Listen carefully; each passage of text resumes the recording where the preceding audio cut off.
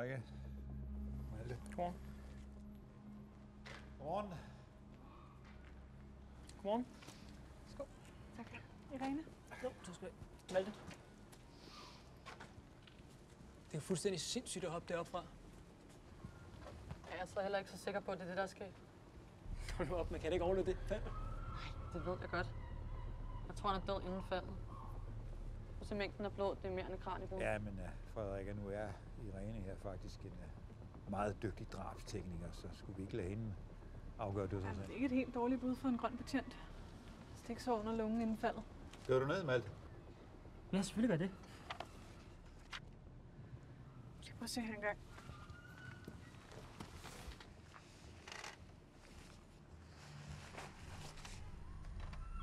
Dødstidspunktet er formodentlig omkring kl. 23 i går. Lad os få noget på.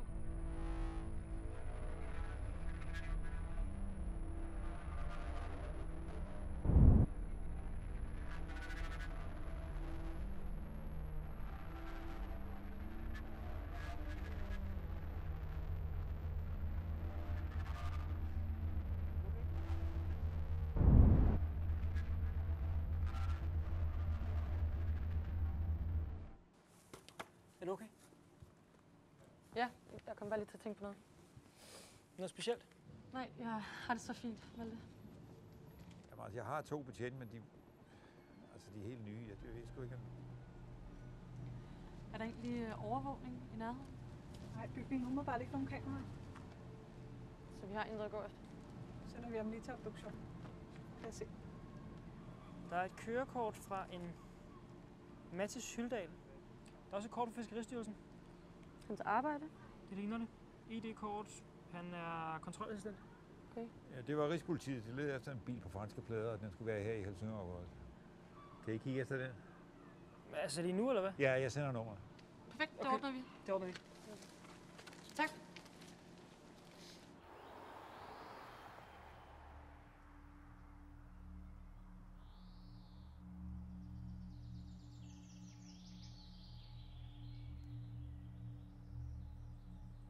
Det er jo spild af tid, det her. Det var heller ikke lige frem det her, jeg havde håbet på, da jeg så den på politiskolen. Men altså, det hjælper jo ikke, at du sidder og brokker dig. Vores redning. Hej Berggren, hvad kan vi gøre for dig? Ja, I kan jo fortælle mig, at I har fundet bilen. Men det regner jeg ikke med, at I har. Nej, der sker ikke rigtig noget. Nej, så kan det være det samme. Men jeg kunne godt tænke mig, at I tog ned og snakke med de der fiskere, og Mattis førte kontrol med. De er inde ved 4-tiden. Og bare spørg høfligt ind til, om de ved noget. Jamen, det lyder godt. Den klarer vi. Ja, det var alt det herfra. Klokken 4. Det er jo fuldstændig umenneskeligt at stå så tidligt op. Malte, nu brokker du dig igen.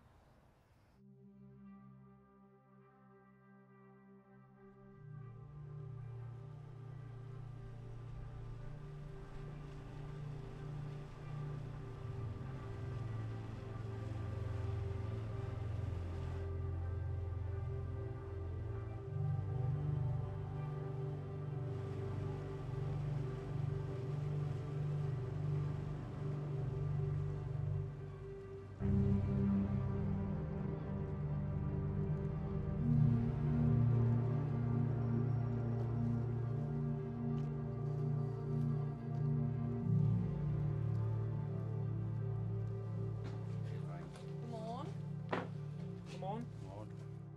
Vi kommer fra politiet, vi kan godt tænke os lige at stille et par spørgsmål. Vi skal have fiskene ind, mens de er friske. Vi har ikke tid til at snakke. Prøv, vi skal bare lige stille et par enkelte spørgsmål, og det behøver ikke at tage lang tid. Vi har ikke tid til at stå og plapre med jer.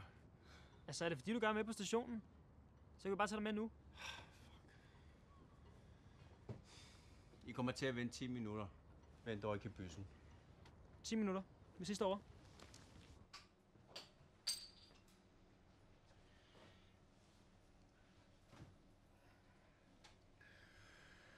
Nå, hvad vil I så?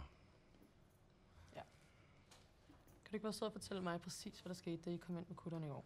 I går, siger du? Ja, nu når du siger det, så skete der faktisk noget mærkeligt. Da vi var kommet ind og havde fået lagt de der fisk på is og holdt fri, så gik det op for os, at vi faktisk havde glemt at drikke vores fyraftensbajer. Og den glemmer vi ellers aldrig. Skide sjovt. Slap nu af. Ja, vi har hørt det med Mattis, og det er noget lort. Og ja, vi havde det skide stramt med den idiot. Men det gør jo ikke os til morder, hvis det er det, I tror. Nej. Det er der sådan set heller ikke nogen, der beskylder dig for. Lige nu der prøver vi bare at få et overblik over situationen. Du kendte Mattis. Han havde konstant næsen op i røven på os. Han kom altid hver fredag efter fyreaften med sine fornemme papir og ødelagde den gode stemning. Det er der jo sådan set heller ikke noget i vejen med. Det mindre man selvfølgelig prøver at skjule noget. Ja, det er jo ikke nogen hemmelighed, at du har været uden del lort før i tiden, ikke? Okay. Hvis jeg skal hjælpe jer her, så gider jeg kraftedeme ikke at høre på det fucking pis. Jeg har gjort, hvad jeg har gjort. Men jeg æder med mig også betalt prisen for det. Vi så ikke noget i fredags. Og det eneste, jeg ønsker dødt her, er de skide fucking måger. Vi spiller tiden. Tak for det, Henrik. Han kom ikke. Hvad mener du med, at han ikke kom? Mattis kom altid. Tro mig. Så vi undrede os. Så lagde vi ikke mere i det. Ja? Vi var nærmest glade, og så drak vi en ekstra øl. Men nu når jeg skal være jeres ven, så kan jeg fortælle jer, at vi begyndte at få nogle svenske kollegaer hernede. Meget kan man sige om surstrømningskaptajnerne. Men vi kan bedst lide at møde dem ude på vandet. Og ikke sådan, at de begynder at kravle i land herover. De ligner fiskere, men de fanger ikke fisk. Hvad fanger de så? En er faktisk ikke en skid, hvad de laver. Og vi kan heller ikke lide dem. Derfor har jeg taget et billede af dem. Selvfølgelig uden at de så det. Der. Jeg tænker jeg.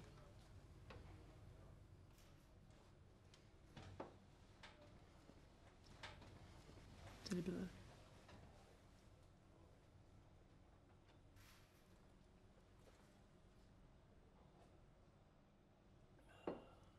Tak for det, Henrik. Det var sgu da den franske bil. Vi er jo tilbage præcis, hvor vi startede. Ja, det ved jeg godt, men lige nu har vi bare ikke andet at gå efter. Er taget ikke blevet tjekket? Nej, det er ikke blevet tjekket endnu. Er taget ikke blevet tjekket endnu? Nej, teknikerne kan ikke gå ud på det. Det er for farligt. Så skal vi da ud på det tag. Ej, nu tager vi lige stille og roligt, ikke også, Malte? Men du er bare så kedelig, Frederikke. Jeg er da ikke... Malte, hallo. Nu venter vi lige. Jeg så noget. Vi skal ud på det tag, det er nu. Okay, så skynd dig. Ja. Pas nu på.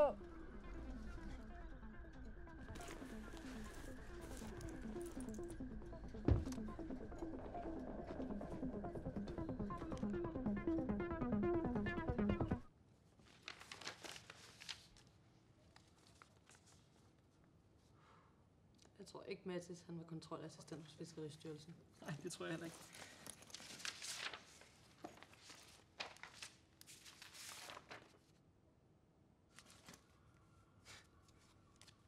Han var pet. Det er løgn. Det er sindssygt. Han holdt øje med nogen. Men det er ikke fiskerne. Kan du huske det, der Henrik sagde omkring de der svensker? Det kunne sgu da godt være dem.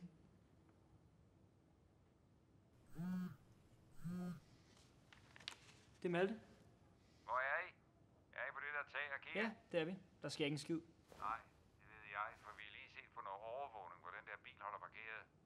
har sendt patruljer afsted, men I er tættere på, så vi sender adressen til jer. Afsted med jer. Perfekt. Vi kører med det samme. De har fundet bilen. Der sker ikke en skid. Ja, slap nu af. Hvad fanden mener du, Malte? Hvad vil du helst skulle sige? Hvorfor lyver du?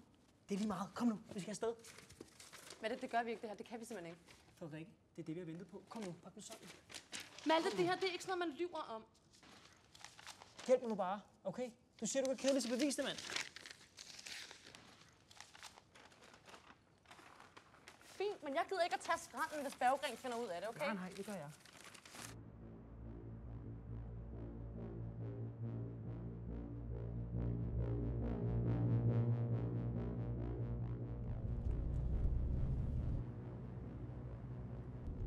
Hvorfor er den anden patrulje her ikke nu?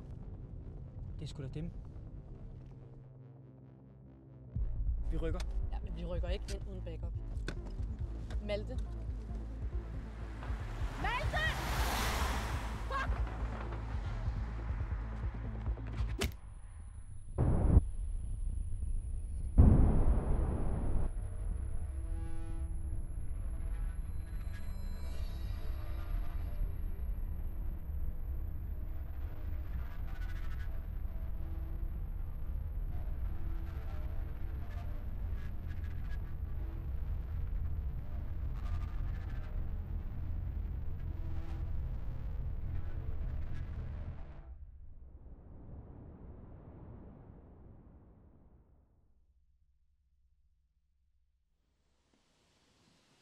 Hej Frederik. Er du okay? Vil du komme med?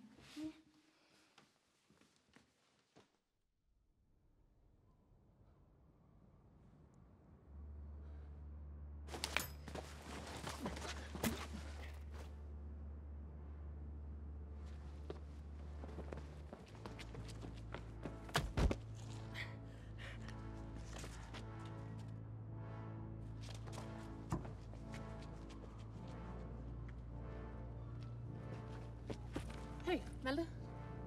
Malte. Du er okay. Ikke? Det er Frederikke. Jeg er kollega nede. Jeg skal bede om en ambulance. Det skal være nu. Hurtigt. Du er okay. Du klarer den. Det er overstået. Du skal bare vente på, ambulancen kommer. Okay?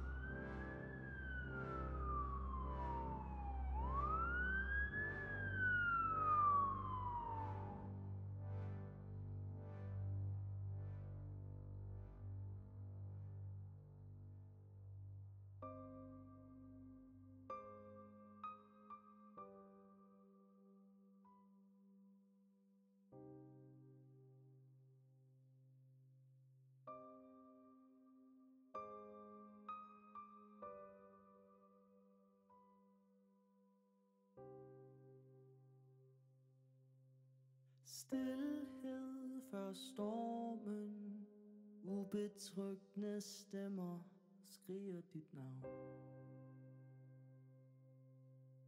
Mørke silhuetter samler sig om dig og trænger sig på.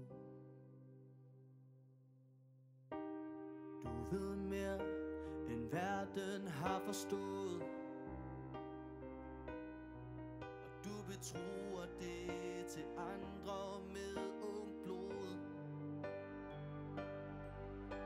Stilheden ægger dig, verden ryster, lyset viser vej.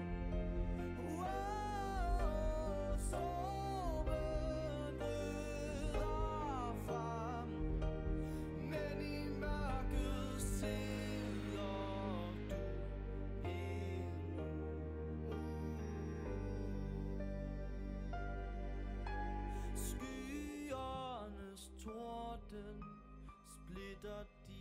verden i to. Skælvende kroppe fryser dine vinger.